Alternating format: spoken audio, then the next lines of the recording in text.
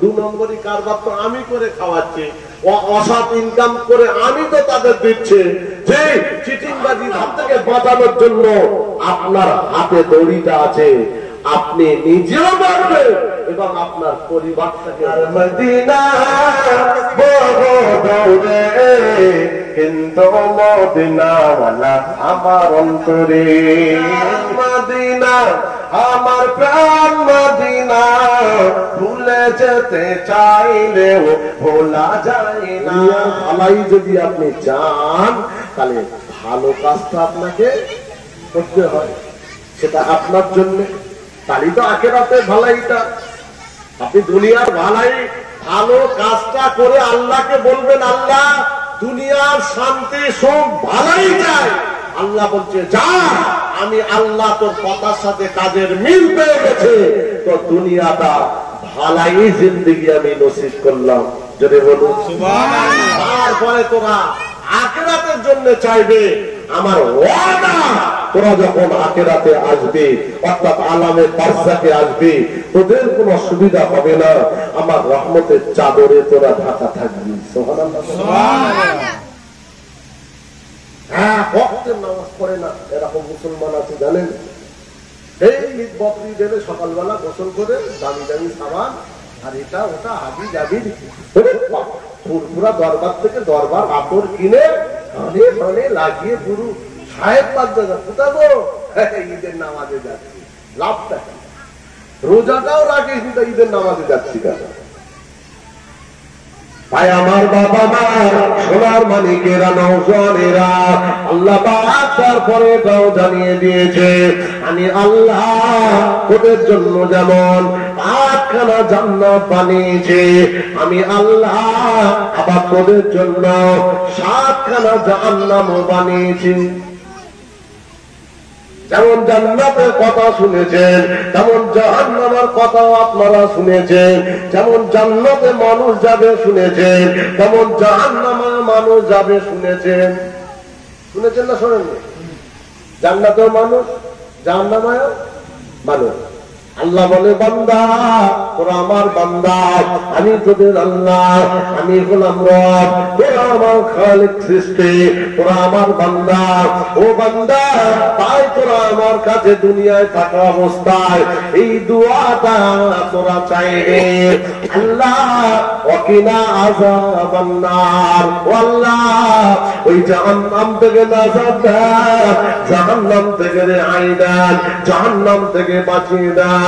তোরা যদি জাহান্নাম থেকে নিষ্কৃত হওয়ার জন্য, জাহান্নাম থেকে বাঁচার জন্য আমার কাছে চাস, আমি আল্লাহ আমার ওয়াদা হলো দুনিয়ার ভালাই দিয়ে আখিরাতে শান্তি দিয়ে এবং 7খানা জাহান্নাম তোদের জন্য আরাম করে দেব।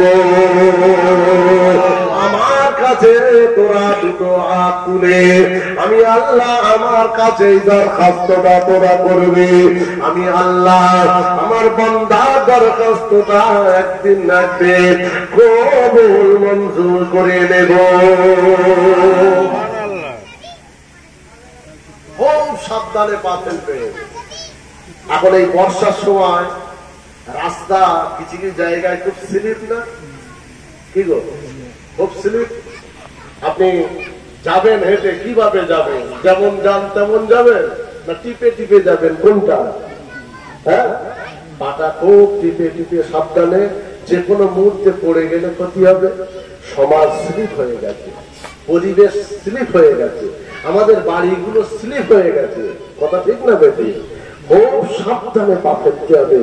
আপনি বাড়ির গার্জেন, আপনি বাড়ির মুরব্বী, আপনি বাড়ির বাপ, আপনি স্বামী, আপনি বড় ভাই, আপনার দায়িত্ব অনেক। ওই পরিবারটাকে জাহান্নাম থেকে বাঁচানোর জন্য আপনার হাতে দড়িটা আছে, আপনি নিজেও বাঁচবেন এবং আপনার পরিবারটাকেও বাঁচাবেন। জোরে বলুন সুবহানাল্লাহ। আপনি নিজেও বাঁচবেন, আপনার পরিবারটাকেও বাঁচাবেন। সেটাও কোরআন বলেছে, তুই নিজে বাঁচ, পাহাড়ে তোর পরিবারটাকে বাঁচা না আমার জাহান্নাম থেকে। দেখেছে? আমার বাড়ি, আমার ছেলে, আমার মেয়ে, আমার বিবি, আমার বোন, আমার ভাই, এদেরকে বাঁচানোর দায়িত্ব কার? বাড়ির যিনি মুরব্বী, বাড়ির যিনি অলি, বাড়ির যিনি গার্জেন, বাড়ির যিনি বাপ, বাড়ির যিনি বড় ভাই, বাড়ির যিনি স্বামী, এর উপরে গোটা পরিবারটা জান্নাত জাহান্নাম নির্ভর করছে না, করে না? কথা বলেন। আমি বাড়ির গার্জেন মুরব্বী, আমি তো ভেতর শুকনো পেলাম, আমার তো কিচ্ছু নেই, ভেতরে খালি বাজে, ভেতর পুরো ফাঁপা, আমার ভেতরে নামাজ নেই, আমার ভেতরে রোজা নেই, আমার ভেতরে সত্য নেই, আমার ভেতরে দিন নেই, আমার মধ্যে আমল নেই, আমার মধ্যে সুন্নাহ নেই, আমার ভেতরে কোরআন হাদিসের কোনো গন্ধ পাওয়া যায় না, আর আমার বাড়িটা তাহাজ্জুদ করবে, এটা হয় কোনোদিন? আমার বাড়িতে 75 নামাজি হবে, 2 নম্বরই কারবার তো আমি করে খাওয়াচ্ছি, অসৎ ইনকাম করে আমি তো তাদের দিচ্ছি, যে চিটিংবাজি, ধাপ্পাবাজি, কালোবাজারি, ফেরেরবাজি করে মানুষকে ঠকিয়ে এই সমস্ত অর্থ সংগ্রহ করে গোটা পরিবারকে খাসি কিনে, গরু কিনে, মুরগি কিনে, বিরিয়ানি করে এদের জন্মের খাওয়ার কে খাওয়াচ্ছে বলেন? বাড়ির যে গার্জেন, যে মুরব্বী, যে স্বামী, যে ভাই, এই তো খাওয়াচ্ছে। কতটা স্লিপ, কতটা আপনাকে পাটা টিপে টিপে ফেলতে হয়। মরণ একদিন হবে, যে লা ইস্তাখিরুনা সাআতাও ওয়ালা ইস্তাকদিমুন, সময় হবে ঘড়ির কাঁটা ঘুরছে ঘুরছে ঘুরছে, যে কোনো মুহূর্তে আপনার কাঁটাটা বন্ধ হয়ে যাবে, 1 সেকেন্ড এদিক ওদিক হবে না। কুল্লু নাফসিন যায়িকাতুল মাউত, একদিন কাঁদবে, 2 দিন কাঁদবে, 3 দিন কাঁদবে, 4 দিন কাঁদবে, 5 দিন কাঁদবে, একটা সপ্তাহ হবে সবাই আপনার কথা ভুলে যাবে, বাপ ভুলে যাবে, মা ভুলে যাবে, ভাই ভুলে যাবে, স্বামী ভুলে যাবে, সবাই ভুলে যাবে। আপনাকে তো সারা জীবন কবরে কাঁদতে হবে, কথা ঠিক না বেঠিক? ওই কান্না কাঁদতে যাতে না হয়, ওই দুঃখ পেতে না হয়, ওই আপনার আযাবে পাকড়াও যাতে হতে না হয়, তার জন্য আমি প্রথমেই বলেছি, জীবন যদি দুটো হয়, ভাবনাটা দুটো করে, একটা দুনিয়ার ভাবনা আর একটা, এই তো, এটাই তো। এত গ্রামে মাহফিল ওয়াজ নসিহত হচ্ছে, তারপরে এখনো মসজিদ গুলো ফাঁকা। যে আমার নবী পাক সাল্লাল্লাহু আলাইহি 1 তারিখে সাহাবায়ে কেরামদেরকে নিয়ে ওয়াজ করছে, সাহাবারা বসে আছে, রাসূলুল্লাহ হঠাৎ করে 3টে দাঁত কাটলেন। কথা দুটো পাশাপাশি আর একটা একটু দূরে, দুটো পাশাপাশি গায়ে গায়ে গায়ে গায়ে, আর একটা একটু দূরে দাগ কাটল। আমার নবী বললেন, বাবারা, এই 3টে দাগের অর্থ কি তোমরা বোঝো? না ইয়া রাসূলুল্লাহ, ইয়া হাবিবাল্লাহ, এই দাগের অর্থ আমরা জানি না। আমার নবী বললেন, বাবারা শুনে রাখো, প্রথম দাগটা হলো মানুষের জন্ম, হায়াত, দুনিয়াতে আসা। কি বুঝতে পারছেন তো? প্রথম দাগ। ও আমার স্বামীরা, দ্বিতীয় নম্বর দাগটা হলো, ওটা হলো মানুষের মন, গায়ে গায়ে গায়ে গায়ে পাশাপাশি যে দাগটা আছে বাবা, ওটা হলো মানুষের মন। রাসূলুল্লাহ বোঝাতে চাইল, জন্ম নেওয়ার পরে পরে যে কোনো মুহূর্তে তোমার মরণের ডাক আসতে পারে। দুনিয়াতে আসার পরে যে কোনো মুহূর্তে মালাকুল মউত আজরাইলের মোলাকাত হতে পারে। দুনিয়াতে আসার পরে মরণ যে কোনো মুহূর্তে যে কোনো জায়গায় হতে পারে। তারপরে রাসূলুল্লাহ দ্বিতীয় নম্বর ধাপের কথা বলল, ওটা হলো মানুষের ভবিষ্যৎ, ওটা হলো আশা, ওটা হলো আকাঙ্ক্ষা, ওটা হলো তামান্না। বাবারা, আমি রাসূলুল্লাহ তোমাদের বোঝাতে চাইছি, এই নাম্বার 1 দাগ যেটা, এটা হায়াত। এই হায়াতটা পাওয়ার পরে খবরদার তোমরা জানো, পাশাপাশি দাগটা ভুলে যেও না, মরণের কথা ভুলো না, মরণের কথা যেন তোমরা ভুলে যাবে না। তোমরা আগে মওতের প্রাচীরটা টপকে, তারপরে ভবিষ্যতের আশা, ভবিষ্যতের চিন্তা, ভবিষ্যতে বেঁচে থাকা যা করার করবে। কিন্তু এই মওত লোককে খবরদার তোমরা যেন ভুলে যাবে না। আমি রাসূল বলছি তাহলে তোমরা বড্ড ঠকে যেতে পারো। আল্লাহ নবী সাহাবীদের বললেন, সাহাবারা কথাটা নিলেন। আল্লাহ নবী সাহাবীরা সারাটা জীবন ওই মওতের বেড়াটা চোখকে কখনো ভবিষ্যতের জন্য কোনো আশা চিন্তা করতেন না। বাবারা ও আমার সাহাবীরা, তাহলে আমরা হায়াত আসার পরে, হায়াত পাওয়ার পরে আমাদের ভাবনা চিন্তা সদা সর্বদা মওতের কথাটা ভাবতে হয়। আপনাকে ভাবতে হবে মওতের কথা। যে কোনো মুহূর্তে মরণ হতে পারে, যে কোনো জায়গায় হতে পারে, যে কোনো অবস্থায় হতে পারে। কথা ঠিক না? আজকে একটা মাইয়ে চলো তো, জানতেন কেউ? কেউ জানতো? আমরা কি করছি? মরণের বেড়া টপকে আমরা কোথায় ভবিষ্যৎ খুঁজছি, কোথায় আগামী দিনে কি হবে, জমি কিনবে, বাড়ি কিনবে, এই কিনবে, ওই কিনবে। হারাম নয়, হালাল সব ঠিক আছে, কিন্তু এই মরণের কথাটা স্মরণ করে তারপরে ওই প্রাচীরে যাও। কথা ঠিক না বেঁচে? এটাকে একটু মাথায় রাখো যে আমি তো মরে যাব, আমার মরার আগে আমার কিছু আছে তো, ওটা তো ভবিষ্যৎ। মরার আগে আমার প্রকৃতি কিছু, যে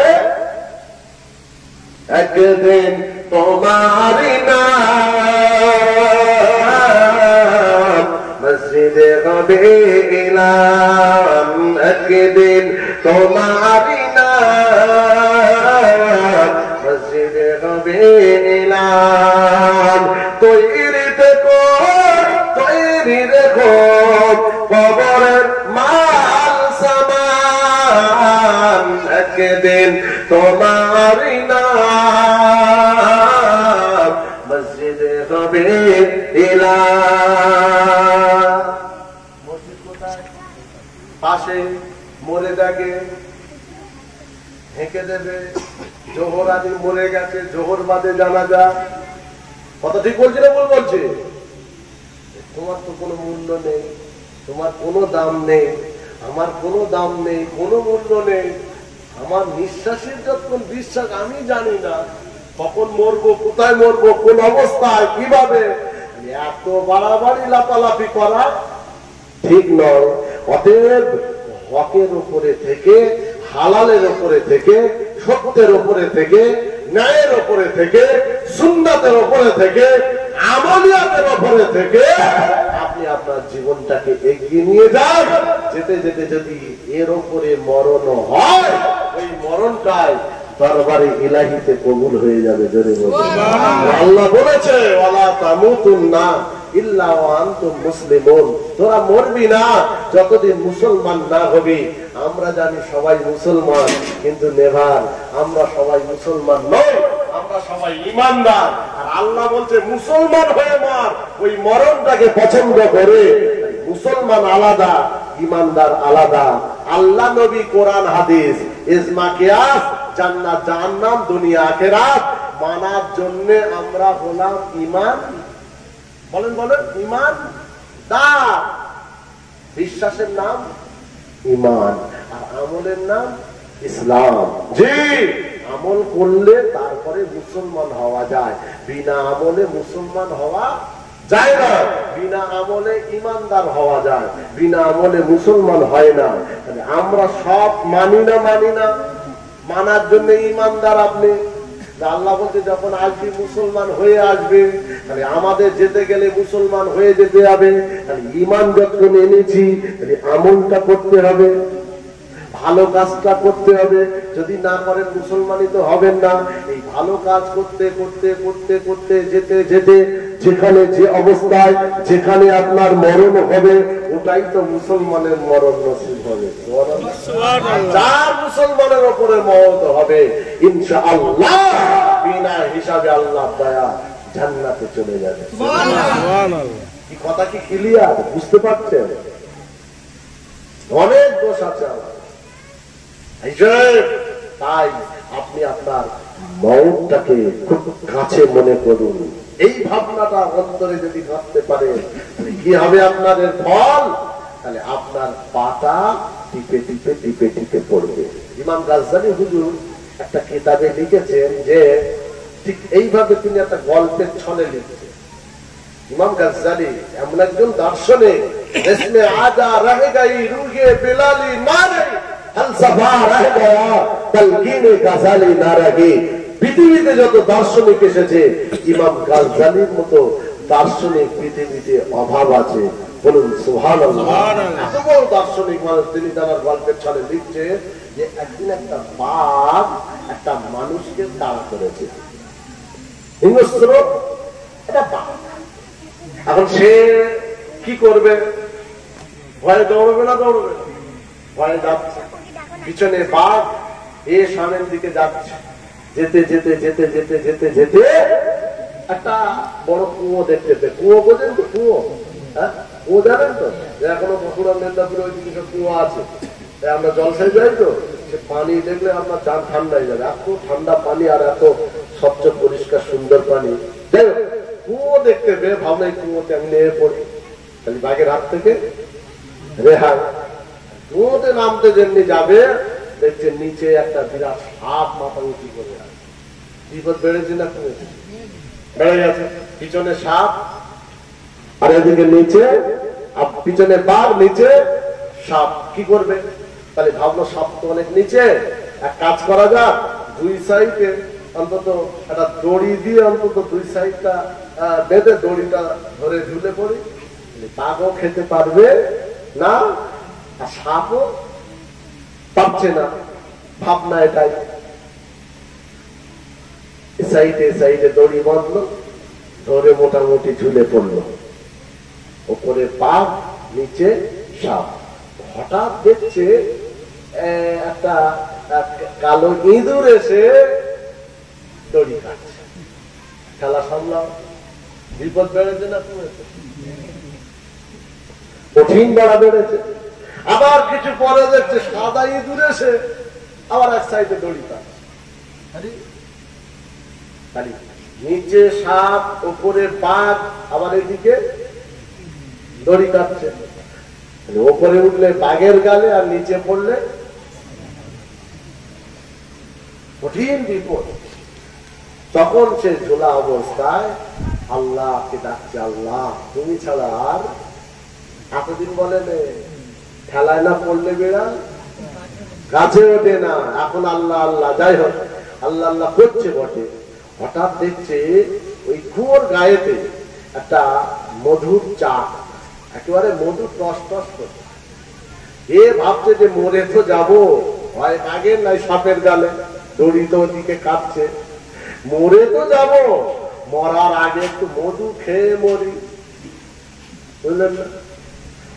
ওই চাকের ভেতরে হাত ঢুকিয়ে দিয়ে মধু বার করে জন্মের খেয়ে ব্যাস মধুর স্বাদ টেস্ট এতটা পেল যে বাঘ, সাপ, দড়ি ওসব আর মনে নেই।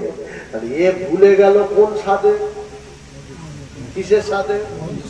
ও ভালো করে বুঝবে, মধুর স্বাদে। এই তিনটে বিপদ মাথা থেকে আও। ইমাম গাজ্জালী রাহমাতুল্লাহ আলাইহি তিনি তার কিতাবে ব্যাখ্যা এইভাবে লিখতে লাগলো, বাবারা শুনে রেখে দাও, পিছনে যে বাঘ, সামনে তুমি, সামনে বিরাট কুয়োর নিচে একটা সাপ। ও দুনিয়ার মানুষ শুনে রেখে দাও, ওই বাঘের ব্যাখ্যায় তিনি লিখতে লেগেছে ওটা বাঘ নয়, ওটা তোমার জন্য মালাকুল মউত আজরাইল আলাইহিস সালাম। পিছনে আছে না নেই? আমাদের পিছনে আছে না নেই? যে কোনো মুহূর্তে আপনাকে পাকড়াও করবে। আপনি এগিয়ে যাচ্ছেন, যেতে যেতে যেতে যেতে ওই যে কুয়ো, সাপের ব্যাখ্যায় তিনি লিখতে লেগেছে, ওই সাপটা সাপের ব্যাখ্যায় বলছে না না, ওটা হলো তোমার জন্য কবর, ভয়ঙ্কর কবর। ওই কবর তোমার জন্য ইন্তজার করছে, অপেক্ষা করছে। পিছনে মালাকুল মউত, সামনে হলো কবর। দড়ি কাটছে, কালো ইঁদুর, সাদা ইঁদুর, হুজুর আমার ব্যাখ্যায় লিখতে লাগলো, ওটা ওই কালো ইঁদুর মানে রাত আর সাদা ইঁদুর মানে দিন। অর্থাৎ দিন যায় রাত আসে, তোমার হায়াতের দড়িটা কাটতে লেগেছে। দিন যায় রাত আসে, রাত যায় দিন আসে, দিন যায় রাত আসে, রাত যায় দিন আসে। হায়াতের দড়িটা তোমার কাটছে, যেদিন দড়িটা কেটে যাবে ওই দিন তুমি ওই কুয়োতে পড়ে যাবে, অর্থাৎ কবরে তোমাকে যেতে হবে। ইমাম গাজ্জালী রাহমাতুল্লাহ আলাইহি তিনি তার কিতাবে ব্যাখ্যাটা ঠিক এইভাবে দিয়েছে। কথাটা ক্লিয়ার? আমাদের হায়াতের দড়ি এই যে রাত যাচ্ছে দিন আসছে, বুধ বৃহস্পতি শুক্র শনি রোগ সোম মঙ্গল বুধ বেড়েছে না কমেছে? বলেন বলেন, কমছে তো। হায়াতের দড়ি রাত দিন যাচ্ছে, হায়াতের দড়ি আমাদের কাটছে, যেদিন কেটে যাবে কোথায় যাবে? কোথায়? বাবুর বাড়ি। কানার কালা কিচ্ছু চেনে না, চোখেও দেখে না, কানেও র্যান্ডাম চালাবে। উল্টো পাল্টা করে গেলে খানাও চলবে, মারও চলবে। পরিষ্কার কথা। বিরিয়ানিও খাবে এখানে আর ওখানে মারো।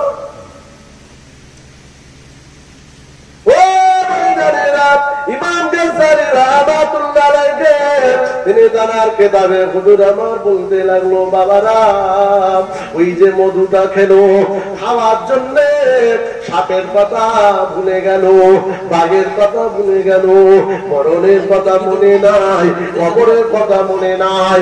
ওই মধুর ব্যাখ্যায় হুজুর আমার বোঝাতে চাইলো, এটা হলো দুনিয়া, দুনিয়া দুনিয়া দুনিয়া দুনিয়া। এই দুনিয়া হলো মধু, টাকা হলো মধু, নারী হলো মধু, লোভ হলো মধু, চাকচিক্য হলো মধু, সৌন্দর্য হলো মধু। এই দুনিয়ার সৌন্দর্য, দুনিয়ার যা কিছু আপনার রয়েছে বাবা, এই দুনিয়ার জন্য, এই দুনিয়ার মজা এত, স্বাদ এত, টেস্ট এত, এই স্বাদেতে আজকে আমাদের মরণের কথা মনে নাই, কবরের কথা মনে নাই, হায়াতের কথা মনে নাই। বাবারা খবরদার, এই মজায় যেন মজে যেও না, এই দুনিয়ার মায়ায় জড়িয়ে যেও না, দুনিয়ার চাকচিকে যেও না, দুনিয়ার সাথে যেন তোমরা ভুলে যেও না। যাই করো না কেন কবরের কথা মনে রাখবে, মরণের কথাটা মনে রাখবে।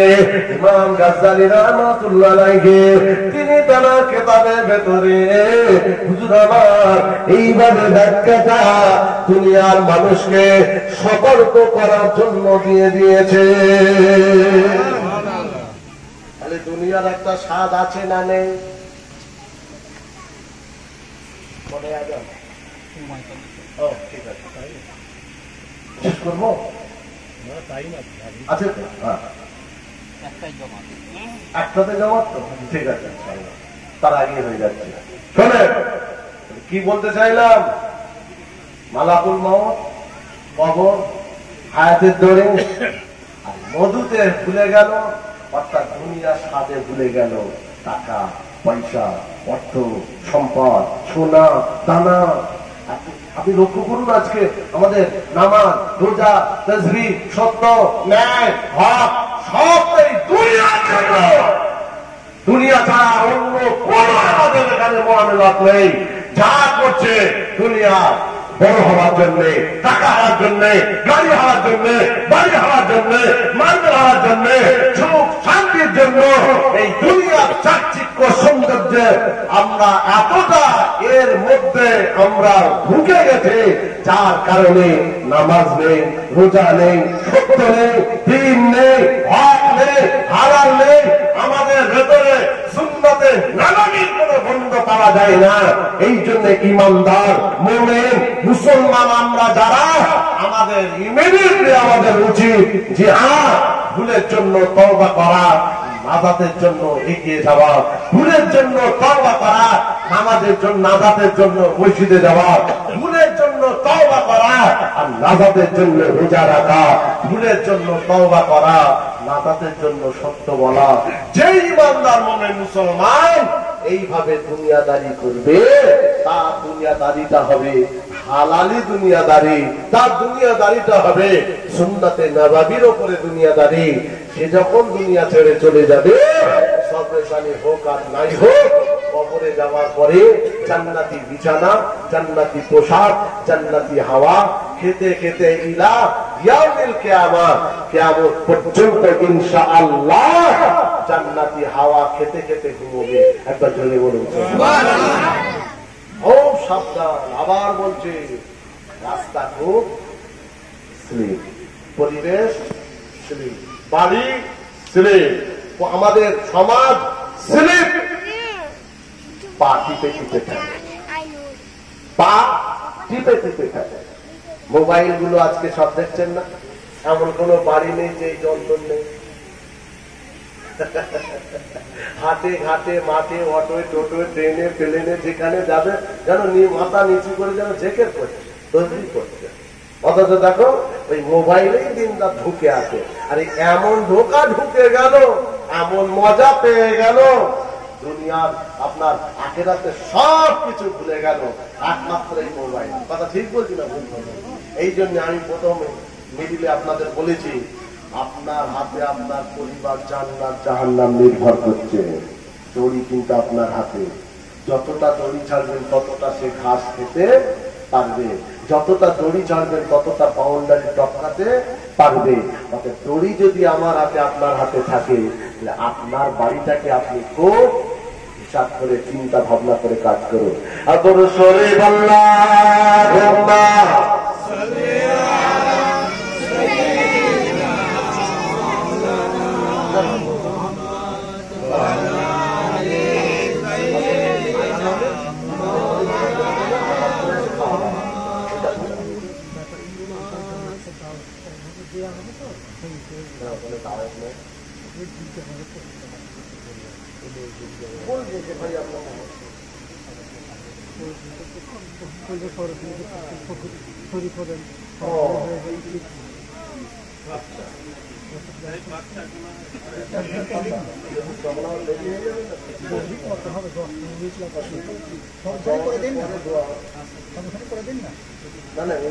জমাতে কিছু লোক আছে তো,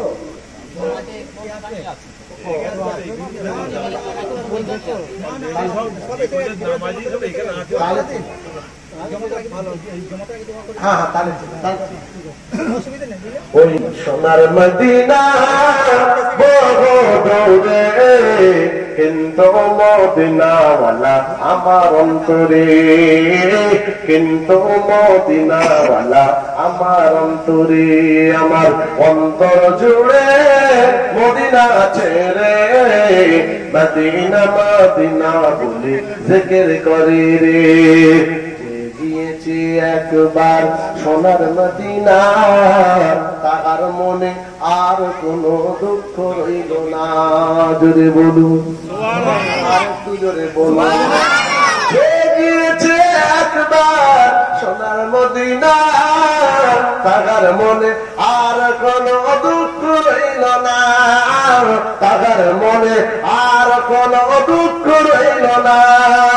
আমার অন্তর জুড়ে মদিনা ছেড়ে ওই মদিনায় কবে যাব মন মানে না রে।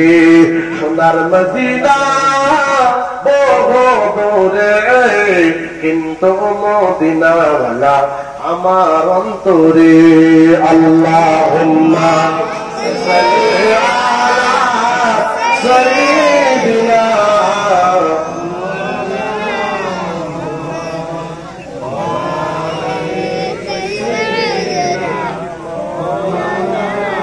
আমার দিনদার আল্লাহওয়ালা, আমার বাপেরা, আমার ভাইয়েরা, বা বিরুবিল আমাল কাবলান তামুত। আবারও বলছি, আমল করুন, তাড়াতাড়ি করুন। আমল করা মানে সবসময় তৈরিতে তা না। নামাজের সময় নামাজ পড়ো, রোজা 1 বছর পরে ভালো থাকবে, রোজাটা রাখবে, আর সত্য কথা বলবে, হালাল খাদ্য খাবে, ন্যায়ের ওপরে চলবে। যতটা মানুষের সাথে এড়িয়ে চলা যায়, একা একা থাকা যায়, চেষ্টাটা করবে, গুনাহ থেকে বাঁচা যাবে। ঠিক না বেটি? এত লাফালাফি দরকার নেই। যে রাসূলুল্লাহর বেটি ফাতেমাকে কবরে রাখা হচ্ছে, জানেন কবর বলে ওসব আমি জানি না, বংশ চিনি না, হাসব জানি না, কার বেটি বুঝবো না, আমি কবর একটাই খবর বুঝি, সেটা হলো এই তার ভালো আমল আর খারাপ আমল।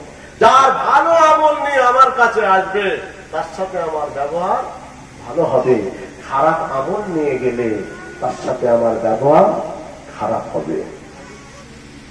বলো, এতদিন দুনিয়াদারি করলেন, এত দৌড় ঝাঁপ, টাকা পয়সা অর্থ গাড়ি বাড়ি সব করে সব কিছু, হঠাৎ মরে গেলেন, সব রেখে আপনাকে চলে যেতে হবে।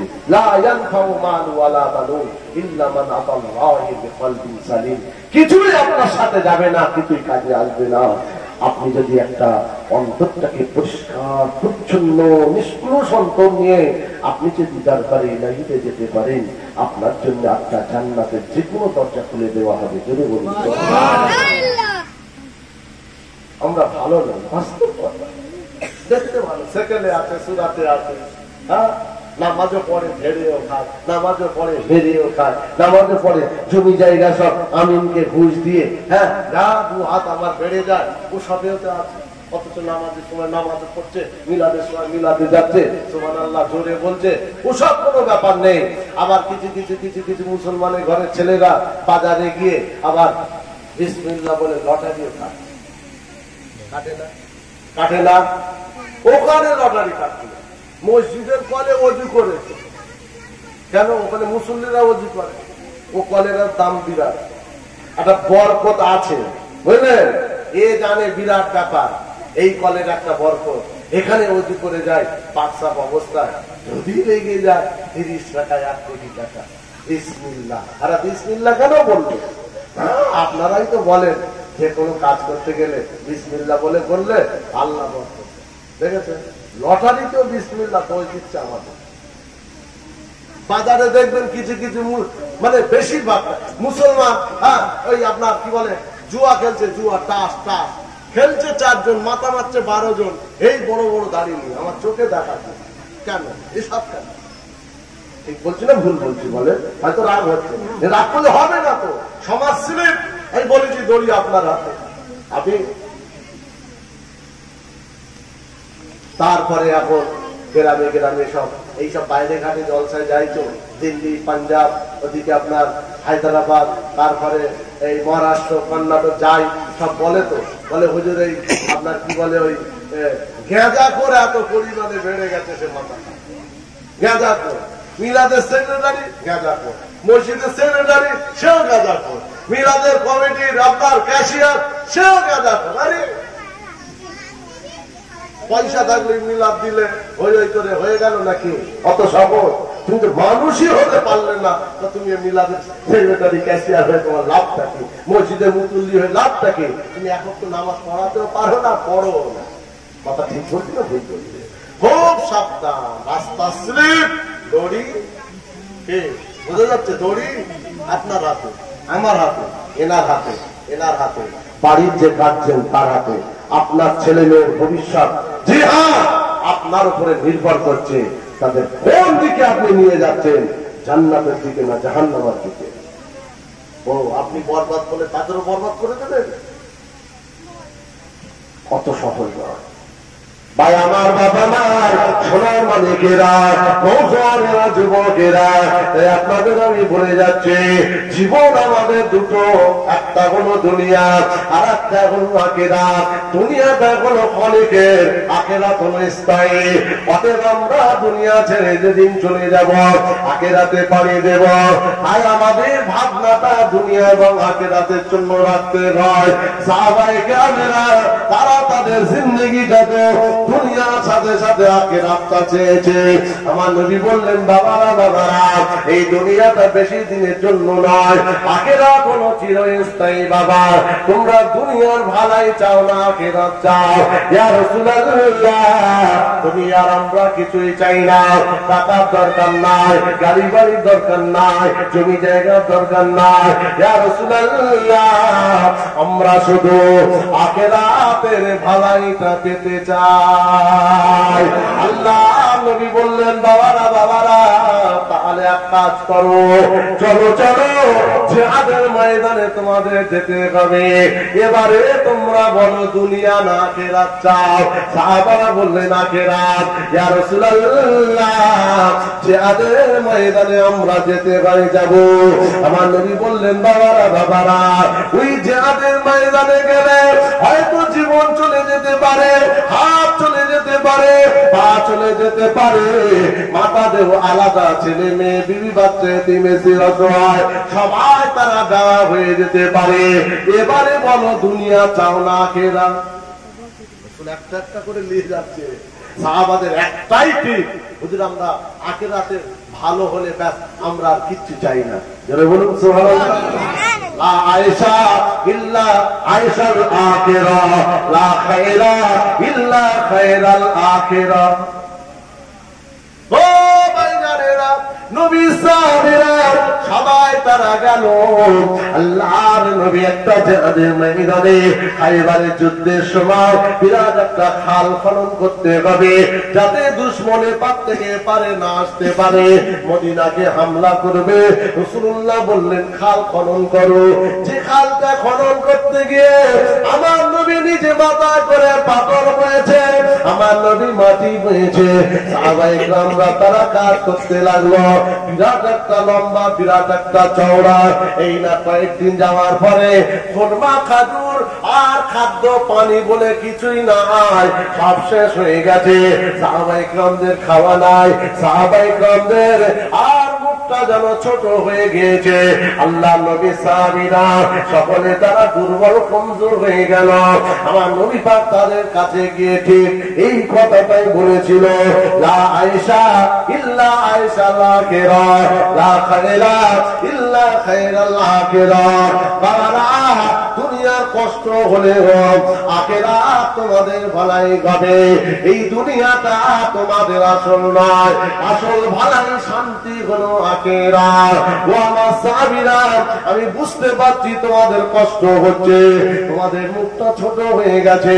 সাহাবায়ে কেরামরা বললেন না না ইয়া রাসূলুল্লাহ, আপনার এই নুরানি চাঁদ মুখটা যখনই আমরা চেয়ে চেয়ে দেখি, আমাদের ক্ষুধা জ্বালা যন্ত্রণা কষ্টটা সব জীবনের মতো চলে যায়। আল্লাহ নবী চোখ ভরা পানি নিয়ে হাত তুলে বলেছিল, আল্লাহুম্মা গফির আনসার আল মুহাজিরা। আল্লাহ আমার এই আনসার মুহাজির মাফ করে দেন, আমার আনসার এবং মুহাজির সাহাবায়ে কেরামদেরকে আপনি ক্ষমা করে দেন। আল্লাহুম্মা আরহাম আনসার আল মুহাজিরা। তারপরে রাসূল এই দোয়াটা করলেন, ও রব্বুল আলামিন, আল্লাহ আমার আনসার মুহাজির সাহাবায়ে কেরামদের উপরে আসমান থেকে রহমত নাযিল করুন। ইমানি জজবাতে এতটা বেড়ে গেছে, ইয়া রাসূলুল্লাহ আর কোনো কিছুর প্রয়োজন নাই, হুজুর আমরা আখিরাতের জন্য, আপনার জন্য, আল্লাহর জন্য, দ্বীনের জন্য জীবনটা আমরা দিয়ে দেবো। জোরে বলো। তারা জীবন দিয়েছে, মার খেয়েছে, দড়ি পড়েছে, জেল খেটেছে, তথাপি তারা দুনিয়ার শান্তি, দুনিয়ার চাইনি। আখিরাতের জন্য আমাদের মার খেতে হবে না, জেল খাটতে হবে না, দড়ি পড়তে হবে না, চড় খেতে হবে না, আপনাকে জি হ্যাঁ জিহাদের ময়দানে যেতে হবে না। আপনি শুধু 5 ওয়াক্তের নামাজটা পড়বেন, বছরের রোজাটা রাখবেন, হালাল খাদ্য খাবেন, সত্যের উপরে চলবেন, বাপ মাকে দেখবেন, ছেলে মেয়েকে দিনের শিক্ষা দেবেন, মানুষের মতো মানুষ করবেন। জিহাদের ময়দানে যাওয়া সাহাবায়ে কেরামরা তাদের যে মর্যাদা অর্জন করেছে, আপনি যদি এই জামানায় এই সময়ে আমি যে কথা বললাম, নামাজ রোজা সত্য ন্যায়, এর উপরে আপনি যদি চলেন, জিহাদ তাদের জিহাদের যাওয়ার সমতুল্য ইনশাআল্লাহ নামায় আমালে আল্লাহ আপনার নসিব করে দেবেন। এক কথা ঠিক না বেঠিক? আপনি করুন না। আল্লাহ নবী বলেছে, জি রাসূলুল্লাহ বললেন, মান তামাসসাকা বিসুন্নতি ইনদা ফাসাদে উম্মতি ফালাহু আজরু মিয়াতা শাহীদ। ফিতনা ফাসাদের জামানায়, ফিতনা ফাসাদের সময়ে এরই মধ্য দিয়ে আমার উম্মত যদি আমার সুন্নতের পেরোবি করে, সুন্নতের উপরে চলে, সুন্নতটাকে টিকিয়ে রাখার জন্য আমার সুন্নতের উপরে ইস্তেকামাত থাকে, আমি রাসূল বলছি বদরে যেমন শহীদ হয়েছে, আমি রাসূল বলছি 100টা শহীদের মর্যাদা এই উম্মতের আমলে আমার আল্লাহ দান করবে। জোরে বলুন সুবহানাল্লাহ।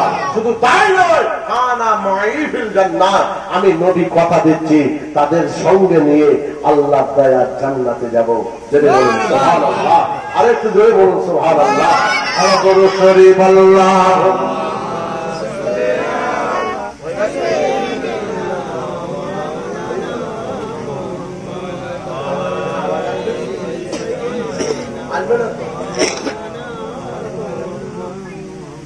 আমার জান মদিনা, আমার প্রাণ মদিনা, আমার জান মদিনা, আমার প্রাণ মদিনা, ভুলে যেতে চাইলেও ভোলা যায় না, ভুলে যেতে চাইলেও ভোলা যায় না। মদিনার স্মৃতিগুলি ভাবি বারে বার, কবে আমি দেখা পাবো রওজা তোমার। জোরে বলুন সুবহানাল্লাহ। মদিনার স্মৃতিগুলি ভাবি বারে বার, কবে আমি দেখা পাবো রওজা তোমার। প্রিয় নবীর প্রেমে আমি গোলাম দিওয়ানা, প্রিয় নবীর প্রেমে আমি গোলাম দিওয়ানা, ভুলে যেতে চাইলেও ভোলা যায় না। আমার জান মদিনা, আমার প্রাণ মদিনা, আমার জান মদিনা, আমার প্রাণ মদিনা, ভুলে যেতে চাইলেও ভোলা যায় না। আল্লাহুম্মা সাল্লি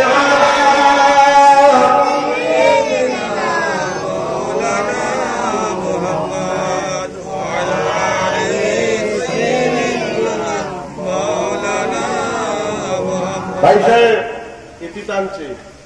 মূল টোটাল বক্তব্যের বিষয় কি? দুনিয়া কটা, এই আমাদের জীবন কটা? বলেন বলেন ঝট করে। দুটো, একটা দুনিয়ার, একটা আখিরাত। দুনিয়ার ভাবনা যেমন ভাবছেন ভাবুন হালাল পন্থায়, আখিরাতের ভাবনাটাও ভেবে নেন। যে কোনো মুহূর্তে ডাক আসবে, চলে যেতে হবে। ডকুমেন্টস না থাকলে বর্ডারে আটকে যাবে। ডকুমেন্টসটাই হলো নামাজ, রোজা, তাসবিহ, সত্য ন্যায় হক, এর উপরে আল্লাহ তাআলা তৌফিক দেন। বলুন আল্লাহুম্মা আমিন। বলেন আল্লাহুম্মা আমিন। ওটা কোথায় হচ্ছে? পাশাপাশি পাড়াতে তো একই টাইম আধা ঘন্টা হয়ে যাক, সালাম দেওয়া হবে, সালাম দেওয়ার পরে হবে, যে মাঝে দোয়া হবে, টাইম পাবে, কিছু করবেন।